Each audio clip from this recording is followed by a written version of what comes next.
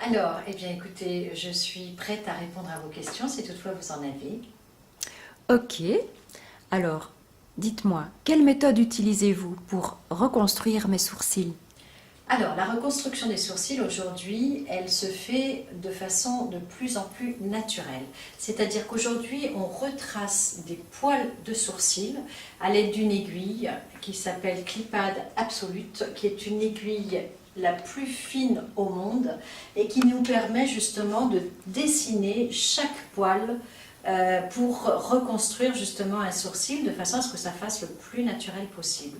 Donc aujourd'hui, on arrive vraiment à un effet ultra naturel. Après, il y a d'autres méthodes. Il y a la méthode de poil à poil. On a les méthodes également de remplissage, où là, on va plutôt remplir le sourcil. Donc c'est un petit peu, à mon goût, une méthode un petit peu moins naturelle au niveau du résultat. Et puis on a la méthode également de poil à poil et d'ombrage, qui crée donc une association des deux. Tout ça, ça dépendra du nombre de poils existants à la base. Parce que l'intérêt, c'est de garder le maximum de sourcils, de poils. Ok, merci. Et est-ce qu'on peut donner un peu plus de volume à mes lèvres? Bien sûr, dans la limite du raisonnable, toujours, puisque l'intérêt, c'est quand même d'avoir quelque chose de naturel. Donc évidemment, avec l'âge, il arrive que la bouche et les lèvres s'affinent. Donc on va redonner du galbe, du volume légèrement, en travaillant vers l'extérieur, et en faisant un léger contour avec un voilage, qu'on appelle un voilage, c'est-à-dire qu'on va travailler la couleur à partir du bord vers l'intérieur. Et là, on va gagner en volume et ça sera très joli. Ok. Et comment choisissez-vous la couleur du pigment?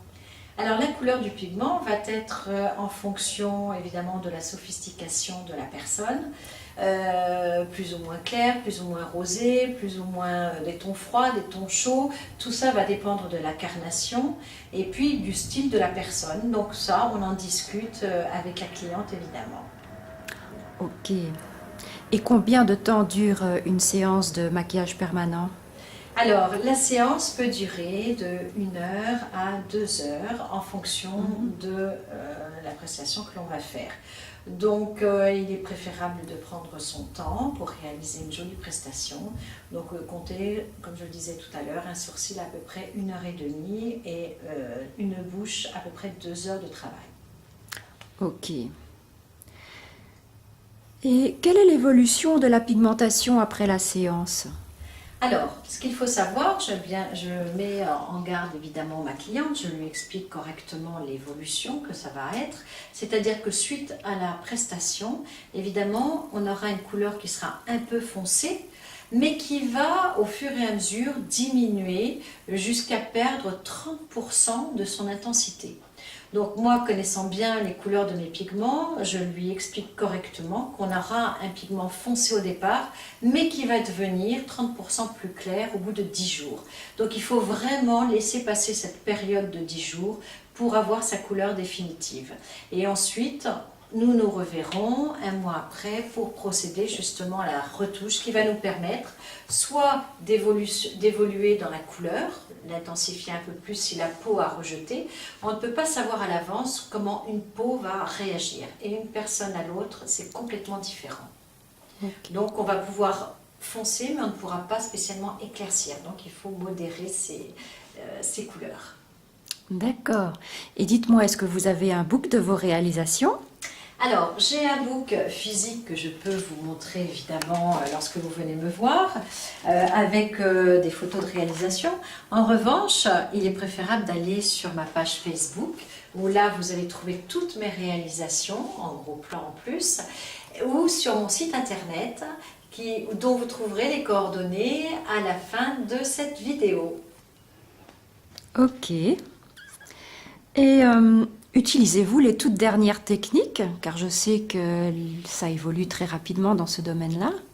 Alors, parlant de toutes nouvelles techniques, effectivement, moi je suis en remise en question tous les jours.